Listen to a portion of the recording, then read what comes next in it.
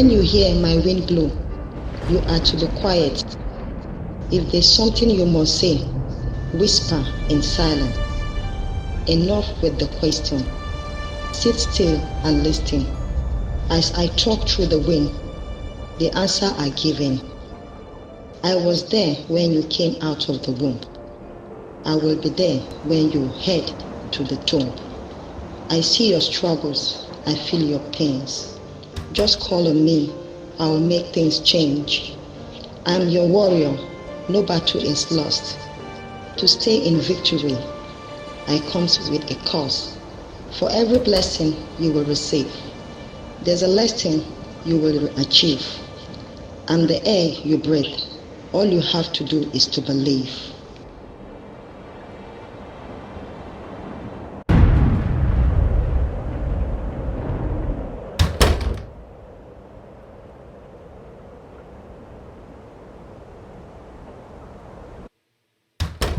The Oya inside of you represents the change within and without. The changes within us are changes of growth, behavior, and appearance. The change without are your environment, health, friendships/relationships, and what you do for a living. Some of these changes will empower you and some will disempower you. When you're in your Oya energy, you recognize that every change is an opportunity, even the ones that disempower you. Disempowered changes pull us out of our comfort zone. Only outside of our comfort zone is where we can grow. Every time the wind blows, Mother Oya is making her presence known. She's not negotiating or asking for your permission. She come to change things. If you're inside of your home and you hear the wind blowing, sit there in silence and listen. Listen to her voice. As humans, we are creatures of survival. When her winds are calm and gentle, we often don't get the message. Let a tornado or a hurricane come, and we'll hear the message loud and clear. Whenever you're faced with a situation such as a tornado or a hurricane, let Mother Oya know that you are one of hers, then proceed to safety. She will provide you the protection you need as she does her work. Let's talk about the changes within. Let's start off with growth. When we were children, we loved to play with our toys. As we grow, we still love our toys, but our toys just become more expensive. Boys would have fancy toy cars that they would imagine themselves driving, and girls would have pretty dolls that they would play with. Fast forward. As we become adults, those cars become real, and the accessories that are used to put on the dolls, the women now put on themselves. As we become adults, we no longer play with the fancy cars and dolls. We drive fancy cars and become the dolls. Now let's talk about behavior. We have low class, middle class, and upper class, which can be compared to employee, management, and corporate. Let's say you're on a lower class/employment level. At that level, your financial options are limited. They are limited to where you can live, what you can afford, and the amount of help you can provide for others. Now let's say you've upgraded to the middle class/management. That level changes your living, financial, and status situations. As much as we like to convince ourselves that as we come up, we're not going to change, but that's not true. In order for you to grow, there are things you must outgrow. As you move to a higher class, some friends will not be able to relate to your changes. They'll feel as if you now think that you're better than them or forgot where you came from. As you grow, your goals, responsibilities, and the circle of people that you surround yourself with will change regardless if you wanted to or not. You begin to realize that some things that you used to do, you no longer do or have a desire to do. And now, some of the things you do, you may have said you would never do when you were in the lower class. Now let's say you graduated to high class/corporate. There's now the change in your appearance, meaning how you dress and what you drive. Your free time becomes less and the level of respect increases. People will treat you much differently. The higher your status grows, people will no longer refer to you by your first name. They'll either say Mr. or Miss or Sir or Madam. Through each level of class, you'll see the world through a different lens. To maintain each status, you'll have to adapt to the environment. Let's get into appearance. When you're at the lower class / employment level, you have more freedom when it comes to your appearance compared to the middle class management and upper class corporate. Some jobs require uniforms, which makes it easy because you already know what you're going to wear. Some jobs will allow you to wear whatever you want, with minor adjustments, maybe such as boots or hard hats. On that level, you have the freedom when you're in the public eye to dress however you want. No one will care or look at you as if you're out of place. One of the main reasons why the lower class / employment has much more freedom when it comes to their appearance is because of how important they are to the middle class management and the upper class corporate. They do the heavy lifting and the labor that allows the middle class management and the upper class corporate to operate. As you upgrade to middle class / management, your freedom towards your appearance declines. At this level, you are placed in an environment of competition. There are only so many positions at this level, and your peers will not mind taking your position. At this position, you're held at a higher standard. Since this position has a limited amount of spots, you are easily put in the spotlight by your superior. Your actions are always seen, and you are constantly put under evaluation. At this position, you are required to be clean-cut in the work environment. In the public, you still have the freedom to dress however you want, even though staying groomed and the upkeep of your hygiene is required. The next time you drive through the neighborhood of the middle class / management, notice how their homes appear. The upkeep of their homes are usually attended to, and the landscape of their homes are usually beautiful, sometimes outshining the landscape of the upper class / corporate. As you upgrade to upper class / corporate, you give up the freedom of your appearance in the workplace and in public. Around your home, you are free to dress however you want. That's about the only freedom you'll get when it comes to your appearance. That one time that you decide to wear street clothes in public or in the workplace, it will be talked about by everyone. You'll become the center of attention. Let's say a man in that position decides to grow his hair and his beard out while wearing plain clothes, or a female just threw her hair in a ponytail and decided to wear no makeup with plain clothes. Everyone would think that that person is going through a meltdown. Another change would be the limitation of your peers. Most upper class / corporate people will not engage into too many personal conversations with the middle class / management or the lower class / employment. The reason for that is because when you connect with them emotionally, you can easily fall into their energy and it will have an effect on your position. When you're in your Oya energy, you'll be able to adapt to any change. Change is never comfortable, so you have to learn to be comfortable with being uncomfortable. Mother Oya will often make changes that put us in uncomfortable conditions. The reason for this is because she sees our potential even when we don't. No matter how uncomfortable her changes may feel, it's always for a reason. The next time you experience an uncomfortable change, ask Mother Oya the reason for the change and the requirements to get through the process. Make sure your questions are brief, direct, and straight to the point. Then wait for the next time you see or hear her wind blowing. Sit still, be silent, quiet your mind, and she will give you your answers. Your answers may come in the form of thoughts, intuitions, dreams, or signs. No matter how it comes, Mother Oya will make sure that you understand her message. Let's start off with changes outside of you. We'll start off with environments. The next time you're outside and you see the wind blowing, I want you to observe. Notice as leaves, piles of dirt, and other debris are moved from one location to another. That environment becomes changed permanently and can never go back to what it once was.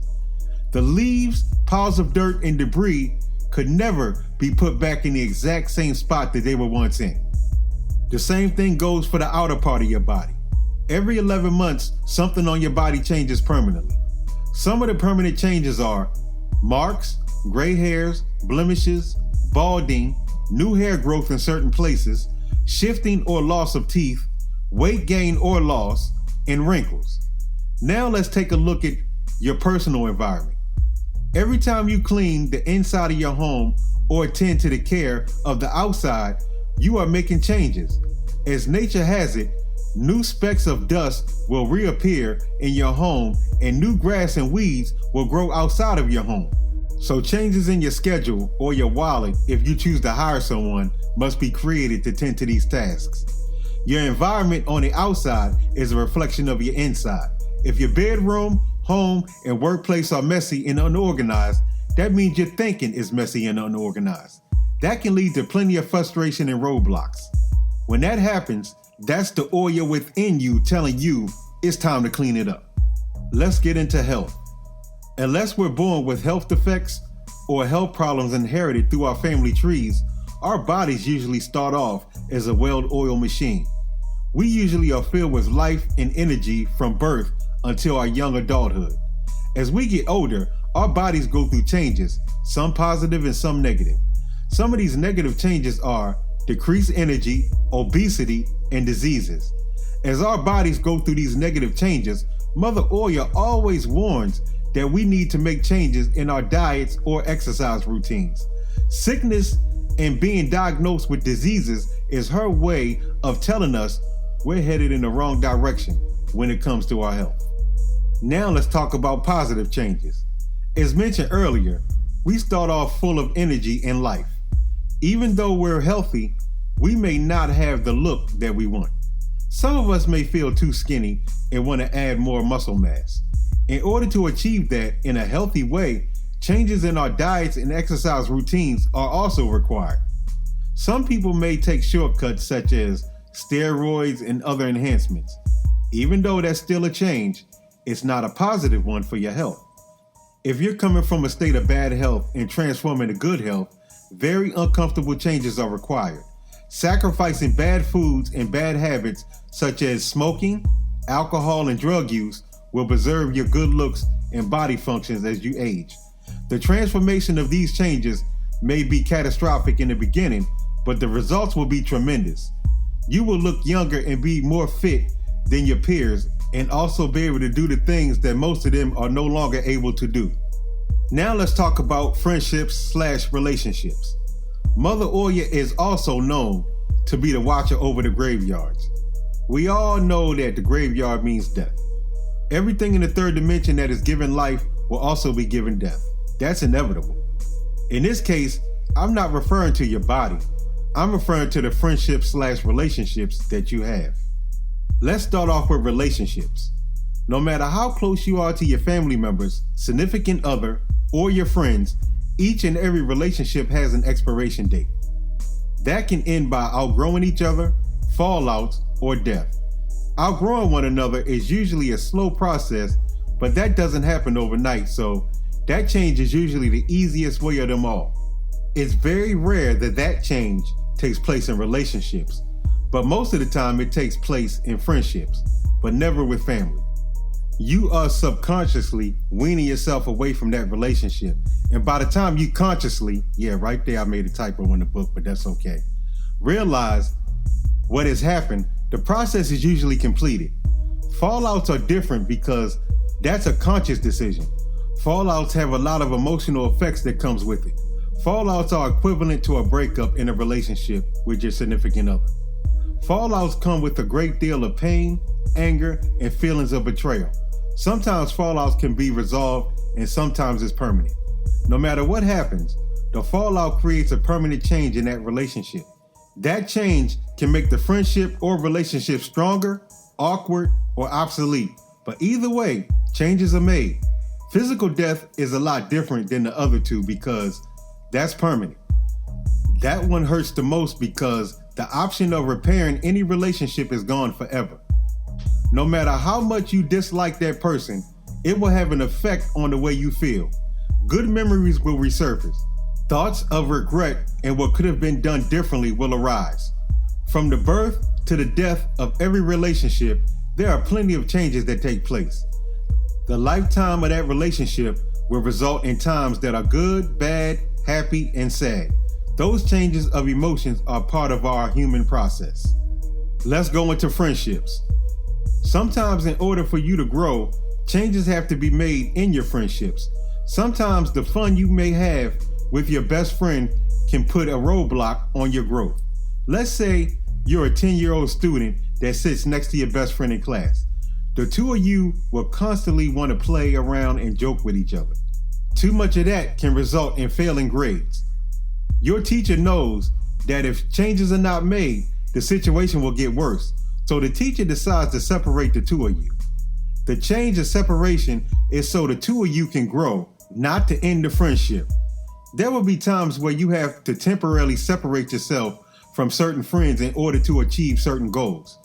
If the change isn't made, it can result in being stuck in the same place. Sometimes you may need to complete a particular goal and your friend's energy doesn't align with yours and requires separation to obtain that goal.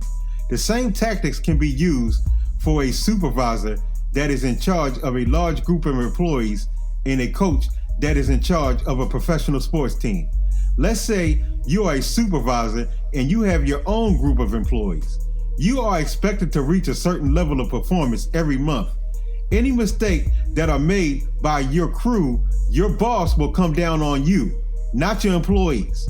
Let's say your two best workers are phenomenal when it comes to their job, but feel certain rules don't apply to them.